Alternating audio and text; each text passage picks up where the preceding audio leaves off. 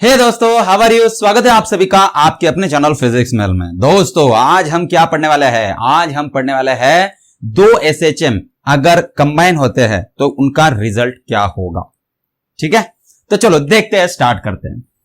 तो सपोज ये एक पार्टिकल है, इस पार्टिकल पे F1 फोर्स लग रही है और उसका F1 फोर्स जो है वो है -kx1 इतना।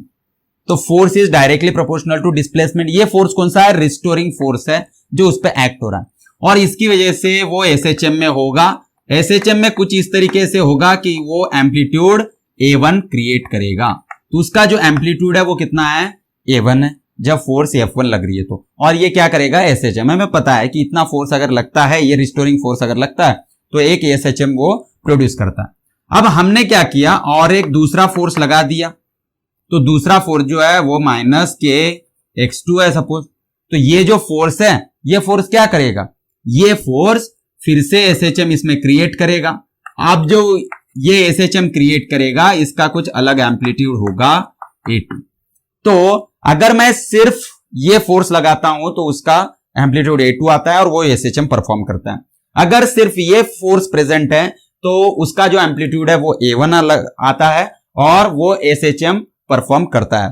तो F1 लगाओ या F2 लगाओ, दोनों में से एक भी लगाया तो भी वो एसएचएम परफॉर्म करता है विथ रिस्पेक्टिव एम्पलीट्यूड्स। ये हमें समझ में आ गया। अब अगर मैं ये दोनों की दोनों फोर्सेस एक साथ लगा दूं तो देखो, पहले ये फोर्स लगाई तो A1 एम्पलीट्यूड से वो ऑसिलेट कर रहा था, ठीक है, एसएचएम थी। अब मैंने ये फोर्स लगा दी, सिर्फ ये फोर्स लगाई, इसको हटा दिया, इसको लगाया तो फिर से वो A2 से एसएचएम कर रहा है। लेकिन क्या होगा अगर मैं दोनों भी फोर्सेस उस पे एक साथ लगा दूं तो क्या होगा। तो चलो अभी यही हम करके देखेंगे। तो देखो अगर आपने F1 फोर्स लगाई तो F1 की वजह से सपोज उसका जो डिस्प्लेसमेंट है वो x1 होगा। तो F1 की वजह से जो डिस्प्लेसमेंट है वो x1 है, ठीक है। F2 की वजह से जो डिस्प्लेसमेंट है वो x2 है। तो दोनों डिस्प्लेसमेंट तो ऐड होंगे ना, क्योंकि फोर्सेस है, फोर्सेस लग रहे हैं, ठीक है। तो इनका जो एडिशन है वो वेक्टर एडिशन होगा, क्योंकि फोर्सेस वेक्टर क्वांटिटीज है तो वेक्टर एडिशन उनका होगा। जैसे फोर्सेस का एडिशन होगा, ये फोर्स और वो फोर्स, दोनों फोर्स उस पे एक्ट कर रही है तो फोर्सेस का एडिशन होगा, ठीक है। कौन सा, वेक्टर एडिशन होगा। अगर वो एक ही डायरेक्शन में है तो फिर उनका जो वेक्टर एडिशन होगा वो स्केलर एडिशन के बराबर होता है, क्योंकि एक ही डायरेक्शन में है तो कोई प्रॉब्लम नहीं है, ठीक है। सिंपली x1 + x2 आप ले लोगे। तो मैं यहां पे अज्यूम करता हूं कि दोनों जो एसएचएम है वो एक ही डायरेक्शन में, तो जो रिजल्टेंट डिस्प्लेसमेंट होगा वो x1 + x2 होगा ऑब्वियसली। अब यहां पे देखते हैं कि ये जो एसएचएम प्रोड्यूस करेगा जब ये एब्सेंट है, ये जब एब्सेंट है तो सिर्फ ये जो प्रोड्यूस करेगा एसएचएम, उसका इक्वेशन क्या होगा। तो उसका इक्वेशन होगा x1 = A1 sin ωt। हमने देख लिया है कि जो फोर्स है अगर उसकी वैल्यू इतनी है तो वो जो डिस्प्लेसमेंट प्रोड्यूस करता है वो कितना होता है। तो उसका इक्वेशन क्या है, हमने ऑलरेडी इसको डिराइव कर लिया है, ओके। तो A1 sin ωt, और अगर इनिशियल फेज है तो ωt + α1, where α1 is the initial phase, A1 is the amplitude. Done, okay. अब अगर ये एब्सेंट है और सिर्फ फोर्स F2 प्रेजेंट है तो फिर जो डिस्प्लेसमेंट होगा x2 वो कितना होगा, तो वो होगा, उसका एम्पलीट्यूड कितना है, A2 sin ωt + α2। ये हो जाएगा उसका डिस्प्लेसमेंट, ठीक है। ये दोनों चीजें समझ में आ गई आपको, ओके, ठीक है। चलो मैं आगे आपको बताता हूं। अभी हम क्या करेंगे, दोनों को ऐड करेंगे। तो भाई दोनों को ऐड करो तो ये हो जाएगा A1 sin ωt + α1 और ये हो जाएगा A2 sin ωt + α2। अब ये ध्यान देने वाली चीज ये है कि भाई एम्पलीट्यूड अलग अलग है, बट हम ऐसे मान के चल रहे हैं, फिलहाल इस केस के लिए हम ऐसे मान के चल रहे हैं कि उनका जो एंगुलर वेलोसिटी है दोनों का सेम है, एंगुलर वेलोसिटी दोनों का सेम है, ऐसा हम मान के चल रहे हैं, ठीक है। तो सेम फ्रीक्वेंसी के दोनों भी एसएचएम है, ये आपको याद रखना है। यहां पे सेम फ्रीक्वेंसी के, फ्रीक्वेंसी अलग अलग हो गई तो केस और अलग हो सकती है, लेकिन मैंने यहां पे अज्यूम किया है कि फ्रीक्वेंसी कैसी है, दोनों की सेम। चलो तो अब इनको क्या करते हैं, ऐड करते हैं। तो इसके लिए मुझे क्या करना होगा, मुझे इसको ओपन अप करना होगा। तो sin ऑफ ωt + α1, इसको अगर आप ओपन करते हो तो फिर आपको क्या मिलेगा, तो आपको मिलेगा, देखो मैं इसको ब्रैकेट में डाल देता हूं, sin of ωt cos of alpha one. कौन सा फॉर्मूला इस्तेमाल करेंगे? Sine of A plus B, trigonometry में फॉर्मूला है। तो sine of omega T plus cos alpha one plus cos of omega T sine alpha one. तो ये इसका क्या है? एक्सपांशन। ओके, प्लस अब क्या करेंगे? A2 लेंगे। A2 sign of omega T, अभी हम क्या करेंगे? Sine of omega T plus alpha two है तो sine of A plus B है, तो साइन ए यानी sine omega T, cos B यानी कॉस अल्फा टू, क्योंकि ये ए है और ये बी है इस केस में, plus cos of omega T sine of alpha two. ठीक है, तो ये हो गया उसका, हमने एक्सपांशन कर लिया। अब इसको मल्टीप्लाई कर लेते हैं A1 से, तो A1 sine omega T cos alpha one plus A1 cos omega T sine alpha two plus A2 sine omega T cos alpha two plus A2 cos omega T sine alpha two. तो ये हो गया उसका expansion. अब मैं क्या करता हूं, ये तो आपको समझ चुका है, तो मैं इसको थोड़ा सा रफ कर देता हूं और जगह कर लेता हूं यहां पे। ठीक है, ये आपको समझ में आ चुका है कैसे काम करता है। बस x1 लिख देता हूं मैं। x1 is A1 sine omega T plus alpha one और x2 is equal to A2 sine omega T plus alpha two. Okay, चलो अब इसको सॉल्व करते हैं। तो x इज इक्वल टू क्या आएगा? x इज इक्वल टू, यहां पे देखो मैं क्या करता हूं, साइन ओमेगा टू इसमें से और इसमें से कॉमन निकाल लेता हूं। तो इसको और इसको मैं कंसीडर करता हूं, साइन ओमेगा टू का बाहर निकाल लेता हूं। तो ये मेरा साइन ओमेगा टी बाहर निकल गया। ब्रैकेट में क्या बचा? ब्रैकेट में A1 cos alpha one, A1 cos alpha one plus A2 cos alpha to. तो ये बच गया कॉस अल्फा टू प्लस, अब मैं यहां से क्या करता हूं, कॉस ओमेगा टी को बाहर निकाल लेता हूं। तो ये कॉस ओमेगा टी बाहर निकल गया। ये हुआ A1 साइन, देखो यहां पे A1 साइन अल्फा वन है, सॉरी अल्फा वन है, और ये क्या है? अल्फा टू है। तो A1 sine alpha one plus A2 sine alpha two. ठीक है, अब देखो ये जो है ना A1 cos alpha one plus A2 cos alpha to, इसको मैं मान लेता हूं R कॉस डेल्टा, मैं मान लेता हूं। ठीक है, मैं सिर्फ उसको मान रहा हूं कि सपोज ये R cos डेल्टा है, उसको इक्वेशन 1 नाम दे देता हूं। अब जो A1 साइन अल्फा वन है plus A2 sine alpha two है, उसको मैं R साइन डेल्टा मान लेता हूं, ये इक्वेशन 2। ठीक है, मैं मान रहा हूं इसको, कोई प्रॉब्लम नहीं है, हमें जो चाहे हम मान सकते हैं। अगर मैंने इसको यहां पे पुट किया तो x का इक्वेशन क्या आएगा? x का इक्वेशन आएगा साइन ओमेगा टी, ये इसकी जगह पे हम क्या डालेंगे? इसकी जगह पे हम R cos डेल्टा डालेंगे, प्लस ये जो cos ओमेगा टी है उसको एज इट इज लिखेंगे, और इसकी जगह पे हम क्या डालेंगे? R साइन डेल्टा डालेंगे। तो अब क्या होगा? x इज इक्वल टू, ये R जो है मैं कॉमन निकाल लेता हूं, ब्रैकेट में रहेगा sine omega T cos delta plus cos omega T sine delta is equal to R। ये किसका फॉर्मूला है? अभी अभी हमने इस्तेमाल किया है ना, तो ये इसी का फॉर्मूला है। किसका? देखो यहां पे इस्तेमाल किया था हमने, कहां पे? ये देखो, इसको हमने इस्तेमाल किया था omega T plus sine of omega T plus alpha one, इसको इस्तेमाल किया था sine A cos B cos A sine B. तो यहां पे भी हमें sine A cos B cos A sine B दिख रहा है। इसका मतलब ये फॉर्मूला है sine of A plus B का, और ए क्या है? ओमेगा टी, और बी क्या है? डेल्टा। तो देखो मुझे ये जो रिजल्टेंट डिस्प्लेसमेंट मिला उसका इक्वेशन जरा नोट करो, इसकी तरफ ध्यान से देखो। तो ये इक्वेशन और ये इक्वेशन आपको लगभग सेम ही दिखेगा। तो फॉर्मेट दोनों का सेम है, बट यहां पे एम्पलीट्यूड A1 है, यहां पे R एम्पलीट्यूड है। ठीक है, देन ओमेगा टी तो एज इट इज है। यहां पे अल्फा वन हुआ करता था आपका फेज, इनिशियल फेज, यहां पे डेल्टा हुआ करता है, बस इतना ही फर्क है। तो आपको समझ में आया होगा कि इसको और इसको देख के कि ये जो वो क्रिएट कर रहा है अभी, ये भी तो एक SHM है।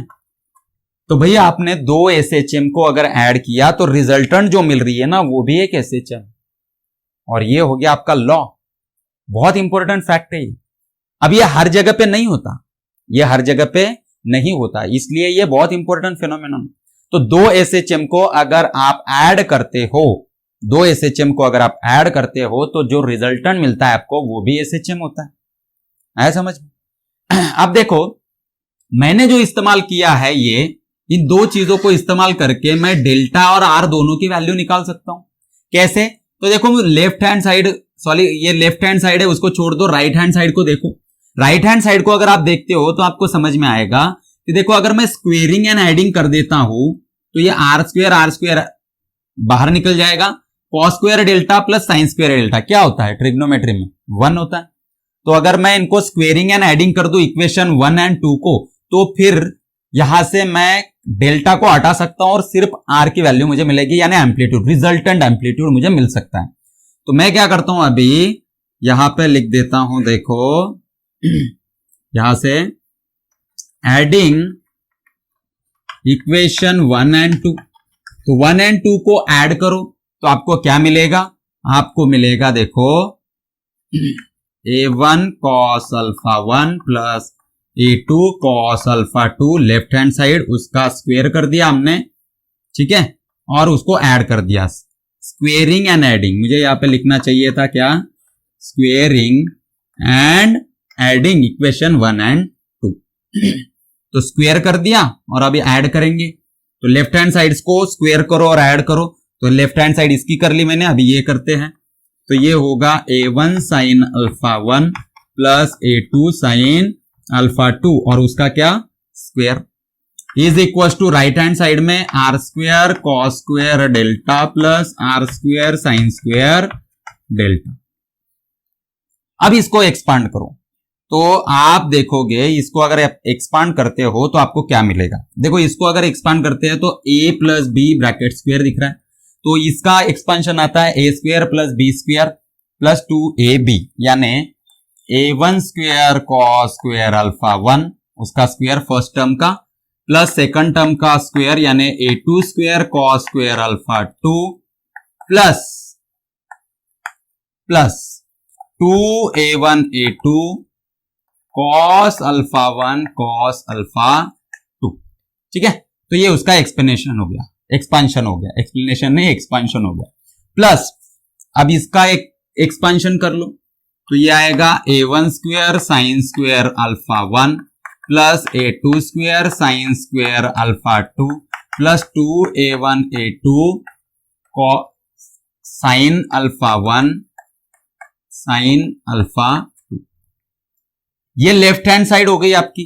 अब राइट हैंड साइड क्या आएगी? तो राइट हैंड साइड तो सिर्फ आर स्क्वेयर आएगी, क्योंकि cos square delta R square बाहर निकल गया।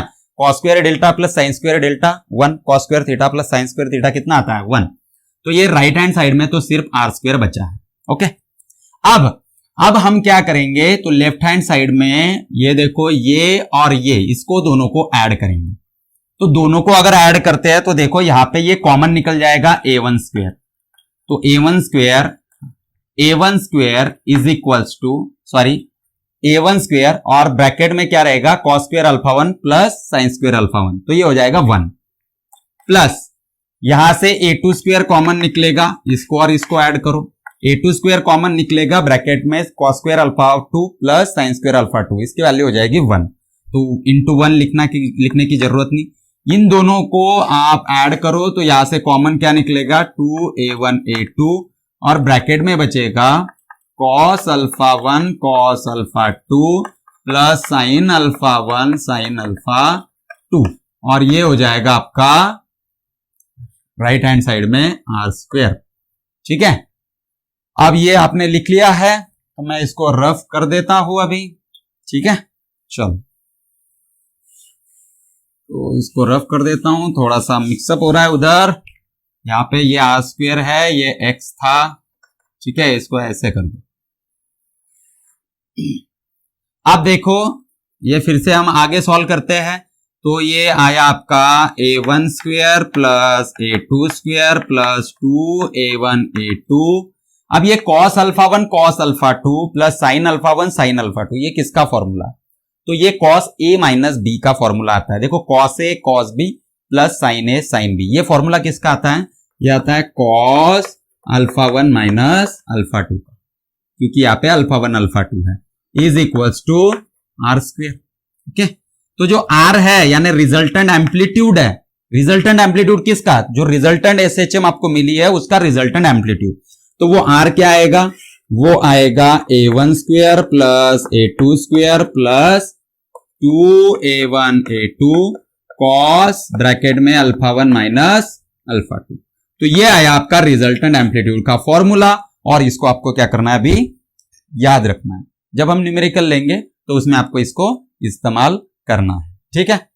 अब देखो यहां पे भी अलग अलग केसेस है, जैसे कि अगर अल्फा 1 माइनस अल्फा 2 अगर 0 हो जाए, अगर इनिशियल फेज दोनों के, जो दोनों एसएचएम है उसका इनिशियल फेज अगर 0 है तो क्या होगा, तो रिजल्टेंट क्या आएगा, तो resultant R is equals to, देखो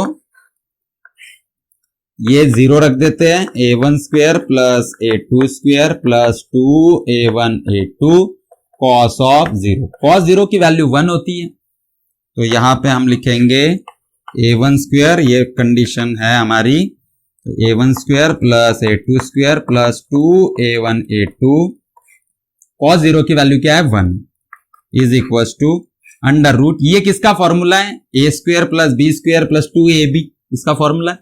तो इसको मैं ऐसे लिख सकता हूं a plus B bracket square, तो ये a क्या है, यहाँ पे a1 है और b क्या है a2 है, तो इसका क्या आ जाएगा ब्रैकेट स्क्वेयर, तो ब्रैकेट स्क्वेयर और स्क्वेयर रूट हट जाएगा और यह आएगा a1 प्लस a2।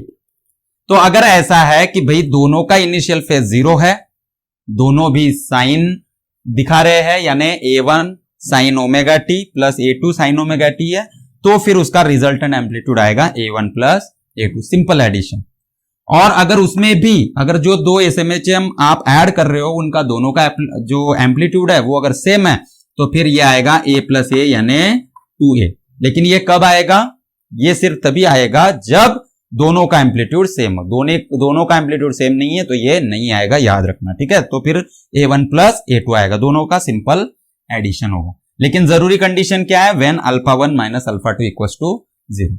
अब ऐसा भी तो हो सकता है कि आपका अल्फा 1 और अल्फा 2 इसमें जो एंगल है, ये जो एंगल्स है alpha 1 minus alpha 2 initial phase है, इसका अगर π/2 हो तो यानी 90 डिग्री एंगल हो तो फिर आपका रिजल्टेंट क्या आएगा, under root a1 square plus a2 square, then आपका फॉर्मूला है plus 2a1 a2 cos of alpha 1 minus alpha 2 की वैल्यू है π/2 या तो फिर 90 डिग्री, तो cos 90 की वैल्यू होती है 0, तो 0 इंटू समथिंग इज ऑल्सो 0, तो ये रिजल्टेंट आपका आ जाएगा a1 square plus a2 square इस केस में, ठीक है, क्योंकि ये पूरी टर्म हो गई 0। तो आया आपको समझ में। तो ये तो हमने एनालिसिस करके रिजल्टेंट लिया इन दोनों इक्वेशन पे वर्कआउट करके, लेकिन हम यहां पे रिजल्टेंट के अलावा ये जो रिजल्टेंट फेज है डेल्टा, इसको भी निकाल सकते हैं, जो कि मैंने अज्यूम किया था सिर्फ, ठीक है। तो ये जो डेल्टा है ना रिजल्टेंट फेज, उसको भी निकाल सकते हैं। तो चलो देखते हैं उसको कैसे निकाल सकते हैं। तो ये हमने रिजल्टेंट निकाल लिया था, अभी उसका ये निकालते हैं हम रिजल्टेंट फेज। तो रिजल्टेंट फेज निकालना है तो इनके साथ, दोनों के साथ ऐसा कौन सा ऑपरेशन करें हम कि हमें सिर्फ डेल्टा मिले, आर कट हो जाए। तो आर को अगर कट करना है तो आप अभी क्या करोगे, डिवाइड कर दोगे इन दोनों को, तो डिवाइड करने से आर कट हो जाए।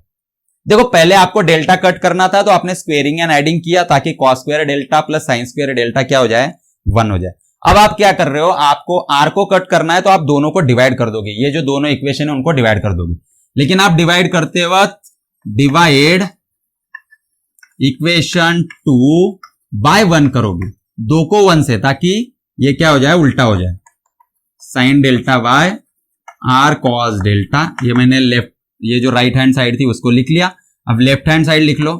तो a1 सॉरी ये पहले लिखेंगे a1 sine alpha 1 plus a2 sine alpha 2 upon a1 cos alpha 1 plus a2 cos alpha 2। तो अब देखो आर आर कट हो गया, sine delta by cos delta ये हो गया tan delta is equal to a1 sine alpha 1 plus a2 sine alpha 2 by a1 cos alpha 1 plus a2 cos alpha 2।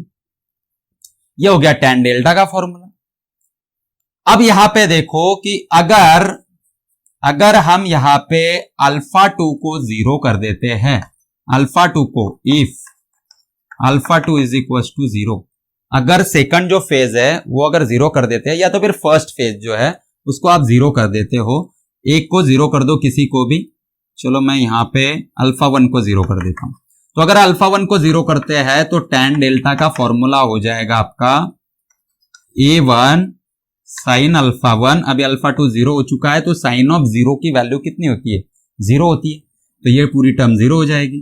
Okay, divided by यहां पे आएगा आपका a1 cos alpha, देखो alpha 1 को आपने 0 किया है, ठीक है, तो ये a2 आएगा, सॉरी अल्फा 1 को आपने 0 किया है और अल्फा 2 को आप अल्फा लिख दो, तो ये आएगा a2 साइन अल्फा, क्योंकि आपने अल्फा 1 को 0 किया है और यहां पे अल्फा 1 को 0 किया है तो ये cos ऑफ 0 आएगा, plus a2 cos of alpha 2 की जगह पे अल्फा आएगा, अल्फा 2 की जगह पे अल्फा, तो ये देखो ये आया a2 sine alpha upon a1 cos 0 है तो 1 आ जाएगा, cos 0 की value a1 plus a2 cos alpha. तो ये जो इक्वेशन है ये आपको किसकी तरह दिख रहा है, ये सिंपली आपको वेक्टर सम की तरह दिख रहा है। तो देखो ये जो tan डेल्टा आ रहा है ये भी वेक्टर सम की तरह है, और ये जो रिजल्टेंट आ रहा है वो भी वेक्टर के बराबर रिजल्टेंट आपका आ रहा है, उसका भी इक्वेशन यही है ना। तो ये वेक्टर सम होती है, तो जो दो एसएचएम आप ऐड करते हो उनका जो रिजल्टेंट आता है वो भी एसएचएम आता है, and it is the vector sum of both SHM. दोनों एसएचएम की एक्चुअल में क्या है, वो वेक्टर सम है। ये दोनों फॉर्मूले वेक्टर के ही है। आगे आपको समझ में, तो आप इसको क्या रखोगे, याद रखोगे। अभी दोनों डेरिवेशन बहुत ही इंपॉर्टेंट डेरिवेशन है जो हमने यहां पे किए हैं। अब इसको आप याद रखो और इसके बाद में हम क्या करेंगे, न्यूमेरिकल्स सॉल्व करेंगे। तो चलो बढ़िया बढ़िया न्यूमेरिकल सॉल्व करते हैं, ताकि जेडब्ल्यू नीट में आपको कोई भी इस पे क्वेश्चन आए तो इसका आपको प्रॉब्लम नहीं आना चाहिए। चलो स्टार्ट करते हैं। इक्वेशन को याद रखना, रिजल्टेंट का इक्वेशन हमें लगने वाला है। तो मैं यहां पे सबसे पहले रिजल्टेंट का जो इक्वेशन है उसको लिख देता हूं। रिजल्टेंट एम्पलीट्यूड वो आएगा a1 square plus a2 square plus 2a1 a2 cos alpha 1 minus alpha 2, where alpha 1 alpha 2 initial phase है। ओके, चलो अब आपको ये मिल चुका है। अब हम न्यूमेरिकल लेते हैं। तो हमारा सबसे पहला न्यूमेरिकल क्या है, आपको क्या दिया हुआ है, आपको एक इक्वेशन दिया है। आपको इक्वेशन क्या दिया है, आपको मैं अभी आपको बताता हूं। आपको इक्वेशन दिया है, चलो यहां से ले लेते हैं। अभी numerical number 1, the SHM of a particle is given by y is equal to 3 sin omega t plus 4 cos omega t, the resultant amplitude. तो आपको रिजल्टेंट एम्पलीट्यूड निकालना है। चलो मैंने क्वेश्चन ले लिया है, अभी निकालते हैं इसका रिजल्टेंट। तो अब इसको जरा ऑब्जर्व करो, यहां पे ये किसके फॉर्म में दिख रहा है आपको, y is equal to y1 plus y2 के फॉर्म में दिख रहा है, ठीक है, where y1 is equal to 3 sin omega t, where y2 is equal to 4 cos omega t। अब आप अगर इसको कंपेयर करते हो a sin omega t plus alpha 1 से, तो आपको पता चलेगा कि यहाँ पे a1 जो है वो आपका 3 है, ठीक है। इसको आपको कंपेयर करना है, मैं दे देता हूं y1 is equal to a1 sine omega t plus alpha 1, ये हमारा इक्वेशन था, ठीक है। x1 की जगह पे यहाँ पे y1 है, कोई फर्क नहीं पड़ता। और y2 का जो इक्वेशन है वो a2 sine omega t plus alpha 2 के फॉर्म में होना चाहिए, ठीक है। तो ये इसी के फॉर्म में है, तो मुझे क्लियरली अगर दोनों को कंपेयर करूं तो a1 की वैल्यू मिल गई 3 और अल्फा 1 की वैल्यू मिल गई 0, ठीक है। अब ये और ये दोनों सेम नहीं है तो हम कंपेयर नहीं कर पाएंगे, तो इसको पहले कन्वर्ट कर लेते हैं साइन में। तो इसको मैं ऐसे भी लिख सकता हूं 4 sine omega T plus pi by 2। तो दोनों में देखो ये omega T, sine of omega T plus pi by 2 बनता है आपका कॉस ओमेगा टी, इसलिए मैं इसको ऐसे भी लिख सकता हूं। अब आप कंपेयर कर सकते हो, तो आपको a2 मिल जाएगा 4 और अल्फा 2 मिल जाएगा आपको पाई बाय 2, ठीक है। अब आपको अल्फा 1 मिल चुका है, आपको अल्फा 2 मिल चुका है, तो आपको रिजल्टेंट मिल जाएगा। रिजल्टेंट है आपका a1 square plus a2 square. Formula तो आपको पता है, चलो मैं डायरेक्ट वैल्यू डालता हूं। तो a1 is equal to 3 square plus a2 का स्क्वायर है यानी 4 का स्क्वायर प्लस 2 इंटू a1 है आपका 3 इंटू a2 है आपका 4 into cos of alpha 1 minus alpha 2। ये दोनों का जो डिफरेंस आएगा, दोनों का जो डिफरेंस आएगा वो कितना आएगा, वो π/2 आएगा। और आपको पता है cos π/2 की वैल्यू 0 होती है, ये चाहे आप माइनस π/2 रख दो, कोई फर्क नहीं पड़ता। आप अल्फा 1 को ले रहे हो, अल्फा 1 माइनस अल्फा 2 ले रहे हो, कोई फर्क नहीं पड़ता, इसकी वैल्यू 0 आने वाली है। तो अगर इसकी वैल्यू 0 हो गई cos 0, ठीक है, cos 90 की वैल्यू क्या होती है, 0 होती है, तो 0 इंटू समथिंग इज ऑल्सो 0। तो ये आएगा √3 स्क्वायर प्लस 4 स्क्वायर √3 का स्क्वायर 9, 4 का स्क्वायर 16, यह आया √25 यानी 5। तो जो रिजल्टेंट एम्पलीट्यूड आएगा इसका वो कितना आएगा, रिजल्टेंट एम्पलीट्यूड, तो वो 5 आएगा। ठीक है, जो भी यूनिट होगा, अगर इसका यूनिट सेंटीमीटर में दिया है आपको तो इसको आप सेंटीमीटर में लिखोगे, मिलीमीटर में दिया है तो मिलीमीटर में, जो भी दिया है, जैसे भी दिया है उसके हिसाब से आप क्या करोगे, उसको लिखोगे। ठीक है, तो ये हो गया हमारा फर्स्ट न्यूमेरिकल कंप्लीट। अब ले लेते हैं हमारा सेकंड न्यूमेरिकल। तो सेकंड न्यूमेरिकल क्या है, second numerical SHM is represented by x is equal to, एक SHM दिया आपको 5√2 साइन ऑफ दिया है 2πt plus cos 2πt, 2πt plus cos 2πt। Okay, अब आपको ये SHM दिया है इसकी तरह ही, और आपको इस केस में भी R निकालना है। तो आप इसको कैसे निकालोगे, चलो मैं इसको अभी थोड़ा सा रफ कर लेता हूं। ठीक है, चलो अभी इसको निकालना है, कैसे निकालेंगे, तो पहले इसको x equal to x1 plus x2 के फॉर्म में लाओ। तो x is equal to x1 plus x2 यानी इसको मल्टीप्लाई कर दो, तो ये हो गया 5√2 साइन ऑफ 2πt प्लस ये 5√2 इससे भी मल्टीप्लाई करेगा 5√2 कॉस ऑफ 2πt। तो आपने क्या कर लिया, आपने दोनों को यहां पे मल्टीप्लाई कर लिया 5√2 से। तो अभी दो इक्वेशन मिल गया आपको, ये हो जाएगा x1, ये हो जाएगा x2, दोनों को सेपरेट लिख दो। तो x1 is equal to 5√2 sign 2πt है, ठीक है, और x2 क्या है आपका 5√2 कॉस 2πt।